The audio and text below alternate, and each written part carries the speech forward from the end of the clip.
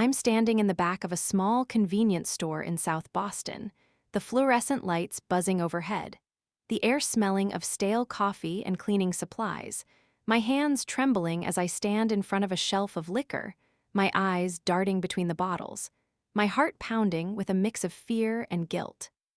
My name's Eliza, I'm 29, a nurse at Mass General Hospital, and I'm here because of my boyfriend, Trevor, 31, who's waiting outside in his beat-up sedan, his "I can't get caught, Eliza. You have to do this for me," a plea I couldn't refuse, a plea I shouldn't have listened to, a plea I'll regret. The store is quiet, just a bored cashier scrolling on his phone, a couple of customers browsing the aisles, the hum of the fridge a constant background noise, a reminder of the normalcy I'm about to shatter, the life I'm about to risk, the future I'm about to lose. Trevor and I have been together for 2 years, our relationship a mix of highs and lows, his charm and promises always pulling me back, his "I'll take care of you," Eliza a dream I believed, a dream I wanted, a dream I trusted. He's a mechanic always struggling with money, his "I just need a break, babe," a constant refrain, a constant excuse, a constant burden. I think about the first time we met at a mutual friend's barbecue, his smile wide, his laugh warm, his "you're different," Eliza a compliment that made me blush, a compliment that made me fall, a compliment that made me stay. We spend nights talking about our dreams, my nursing career, his plans to open his own garage, a future we'd build together, a future I thought we'd share, a future I thought was real. But over time, his promises turned hollow, his debts grew, his temper flared, and I found myself making excuses for him. He's just going through a rough patch, a justification I told myself, a justification I believed, a justification I questioned. Last week he got into trouble, again, owing money to some guy he met at a bar, his "if I don't pay him, I'm done," a desperate confession, a desperate plea, a desperate trap. He said he needed the whiskey to sell, his "it's just one time, Eliza. I'll make it up to you," a promise I clung to, a promise I needed, a promise I believed. I told myself I was doing this for us, my "I can't lose him," a justification I repeated, a justification I accepted, a justification I questioned. I think about my life before this moment, the long shifts at the hospital, the patients I've cared for, the pride I felt in my work, and I wonder how I got here. How I let myself get pulled into his mess. How I let my love for him cloud my judgment, my fear of losing him stronger than my fear of the consequences, my need to save him stronger than my need to save myself. I pick up a bottle of whiskey, the glass cold in my hands, my fingers trembling as I glance at the cashier, my mind racing with what-ifs, my heart screaming at me to stop, to put it back, to walk away. I think about my job, my "I could lose everything," a fear that grips me, a fear that holds me, a fear that I push aside. I think about my family, my "they'd be so ashamed," a thought that stings, a thought that hurts, a thought that I ignore. I think about Trevor, his "I need you, Eliza," echoing in my head, his desperation a weight I can't shake, a weight I can't drop, a weight I can't escape.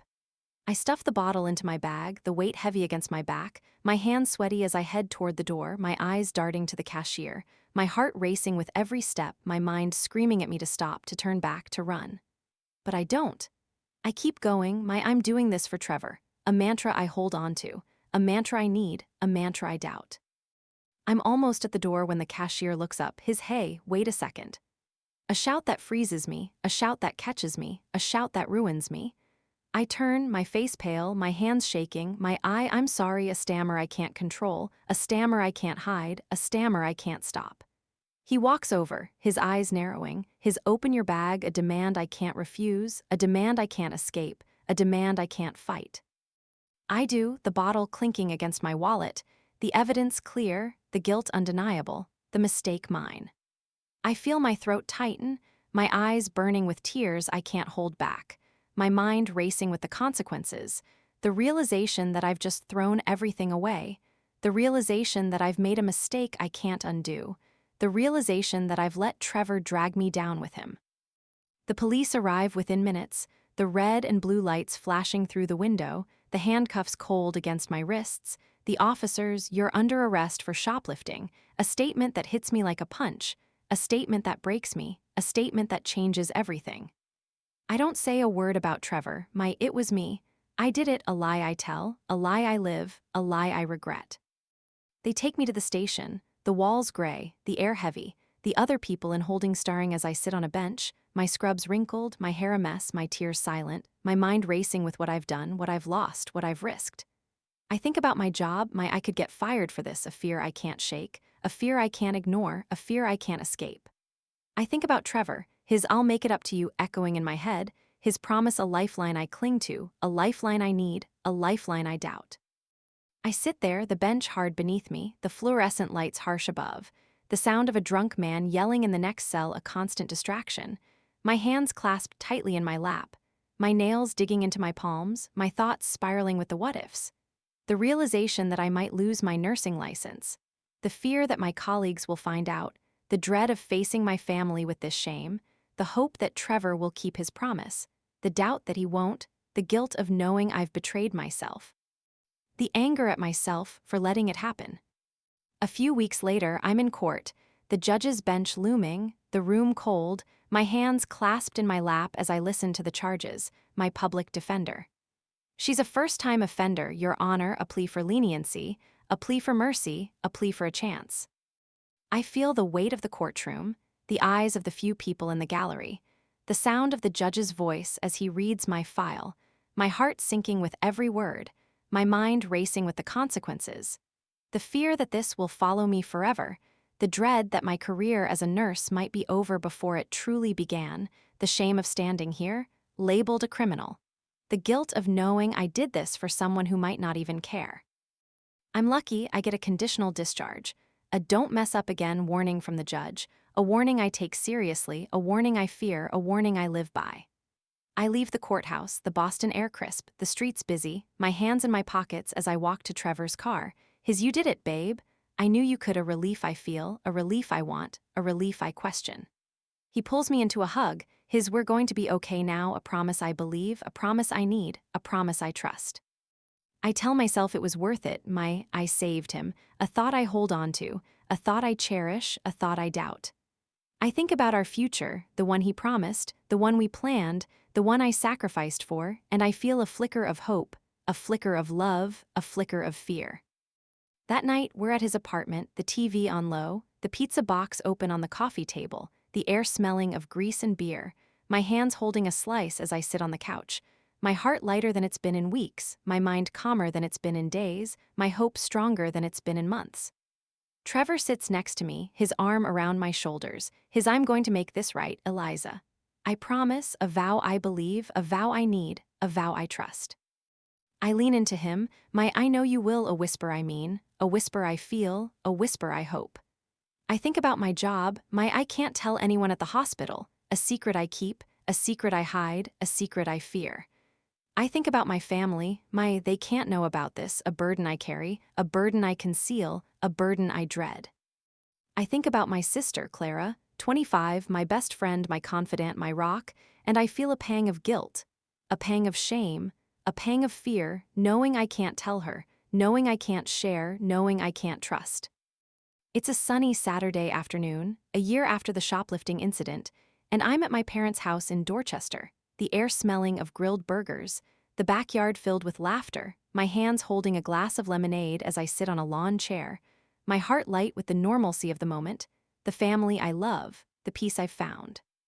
I'm still working at Mass General, my conditional discharge a secret I've kept, my job a lifeline I've held onto, my life a balance I've maintained. Trevor and I are still together, his promises of a future keeping me going, his "we'll get married one day," Eliza, a dream I hold onto, a dream I believe, a dream I trust. I've been careful, my "I can't mess up," a mantra I live by, a mantra I follow, a mantra I fear. My sister Clara, 25, is here too, her laughter bright, her energy infectious, her "Eliza, you have to try this potato salad."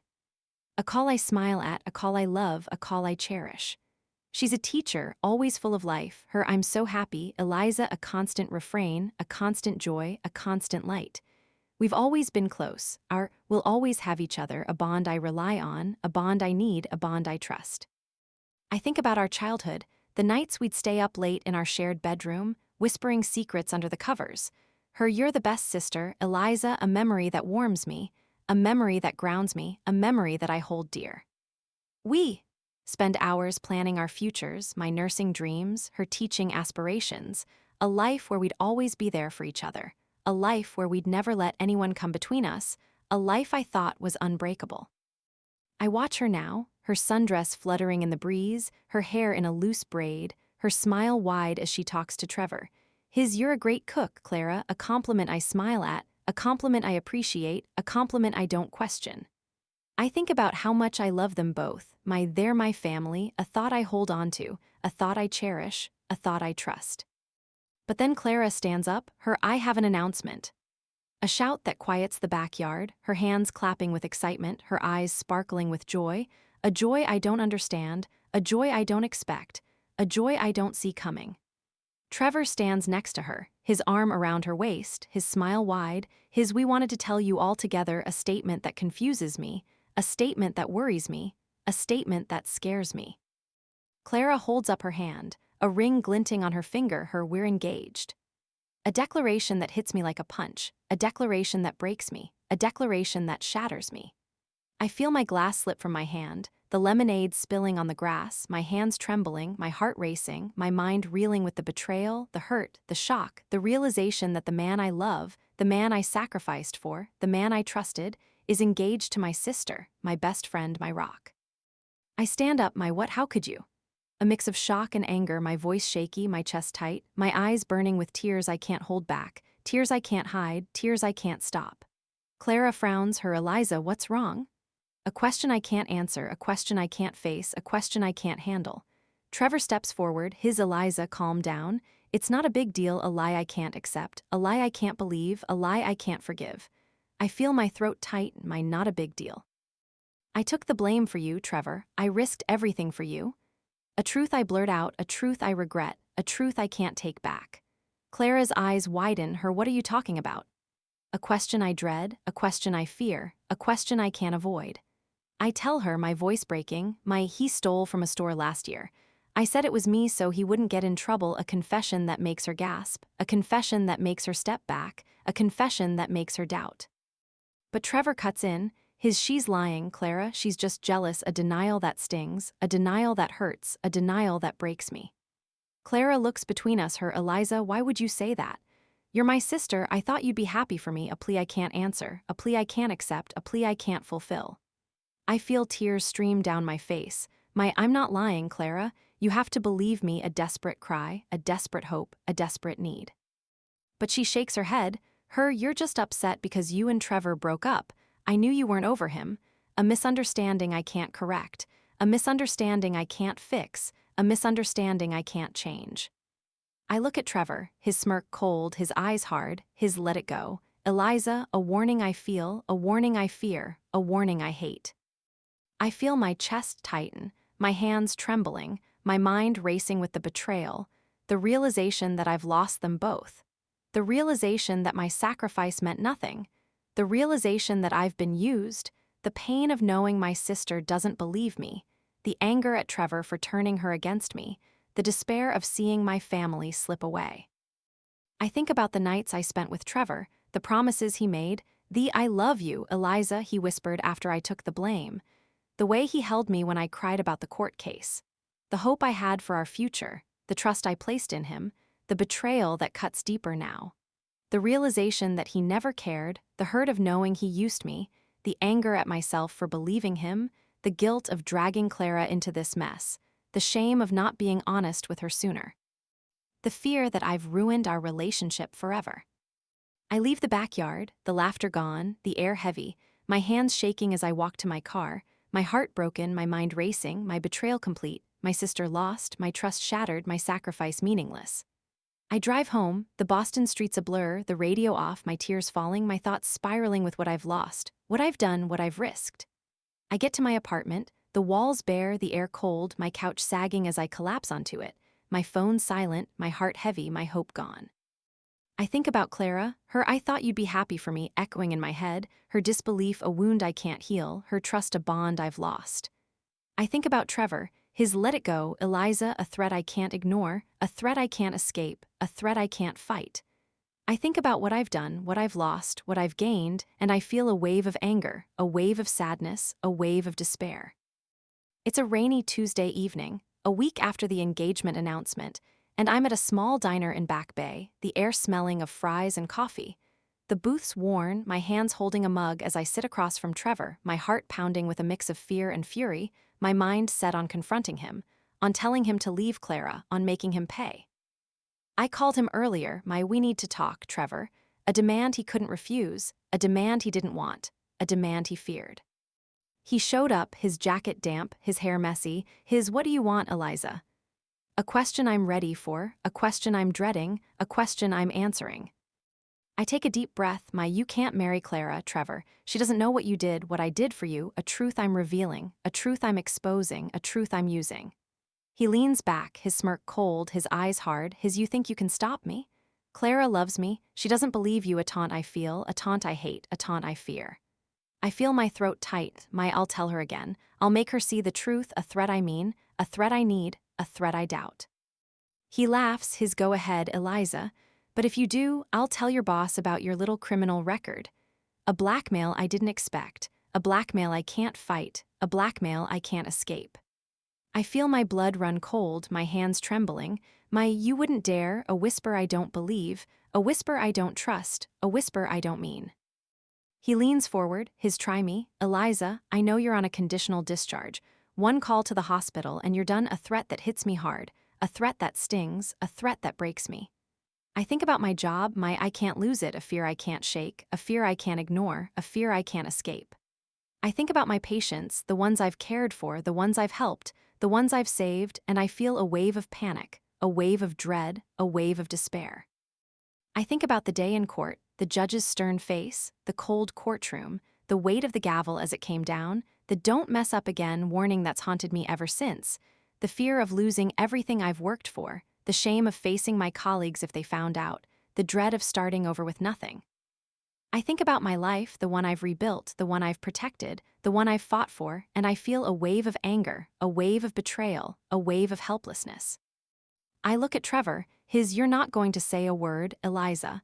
I know you woe," a certainty I hate, a certainty I fear, a certainty I can't deny.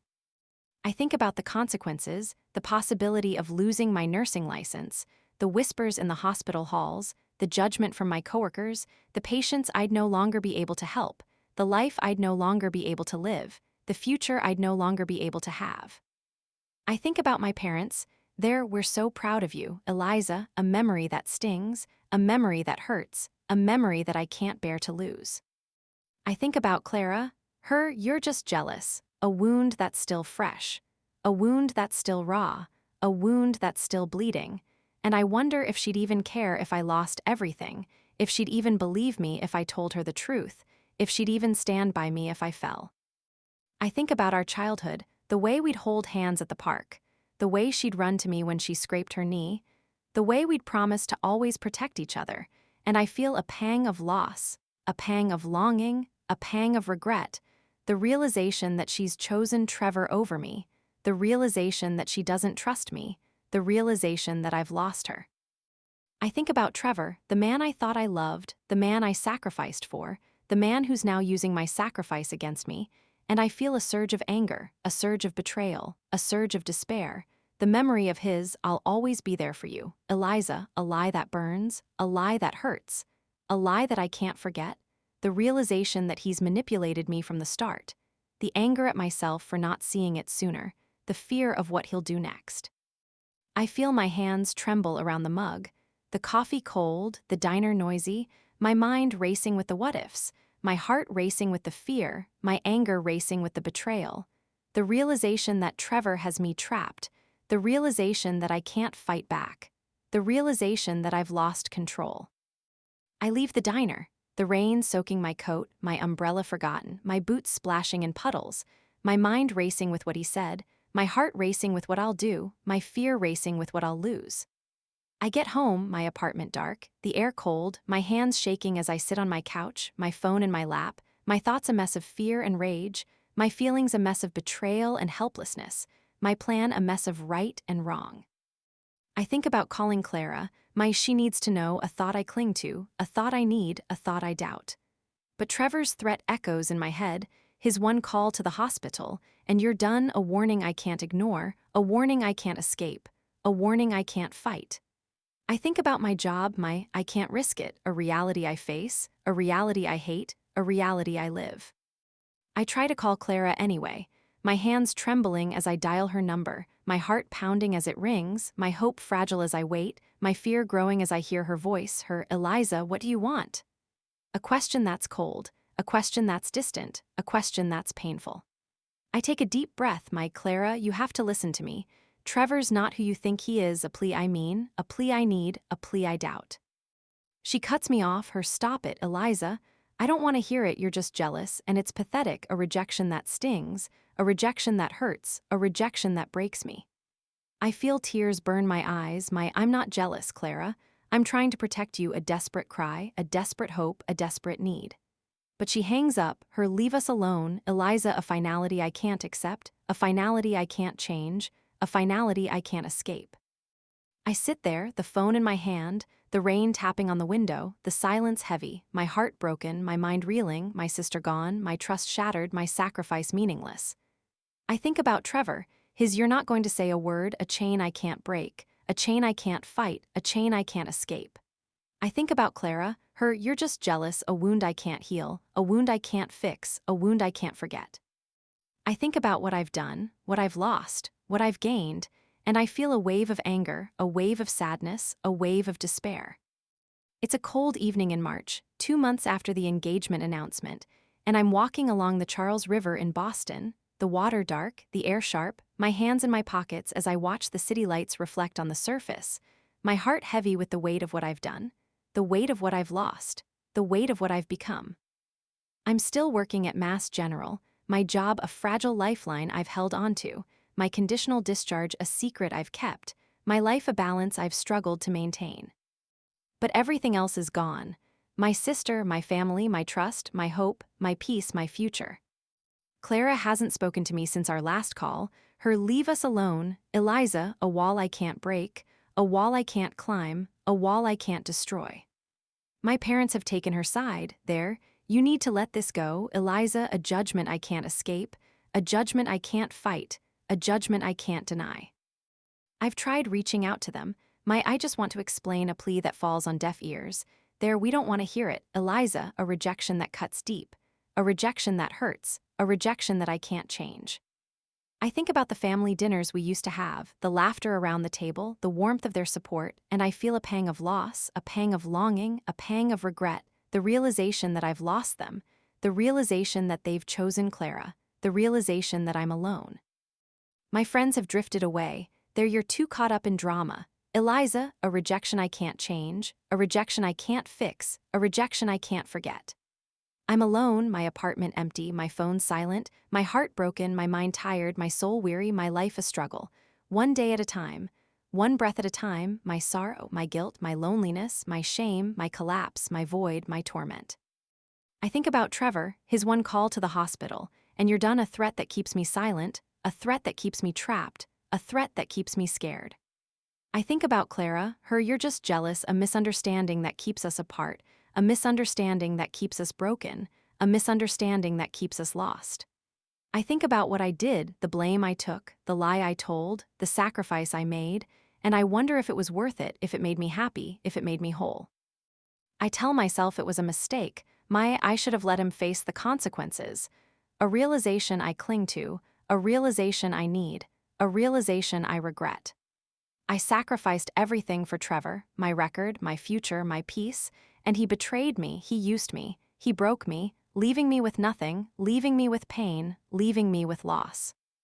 I think about the person I was before all this, the nurse who loved her job, the sister who adored her family, the woman who believed in love, and I wonder where she went, how I lost her.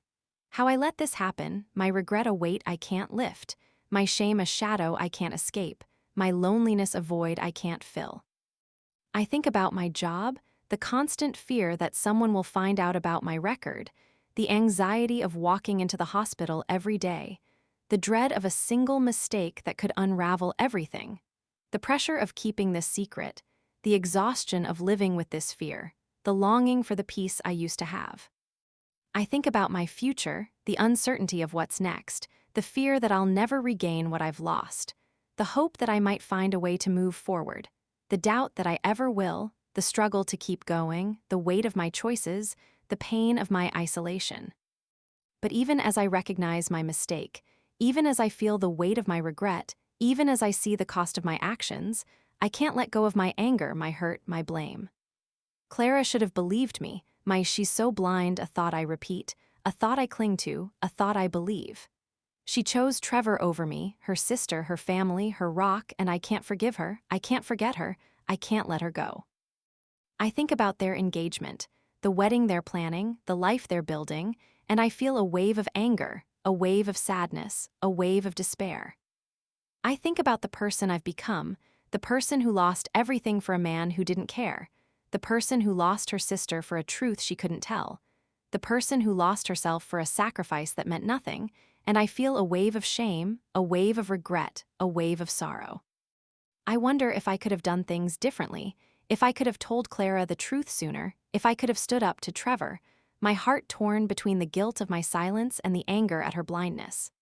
The struggle between knowing I was wrong and believing she should have seen the truth, the conflict between my regret and my resentment. The question of what's fair, the longing for justice, the realization that I may never find it.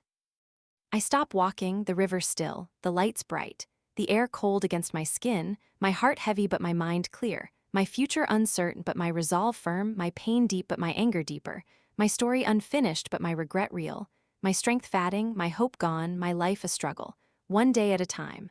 One breath at a time, my sorrow, my guilt, my loneliness, my shame, my collapse, my void, my torment.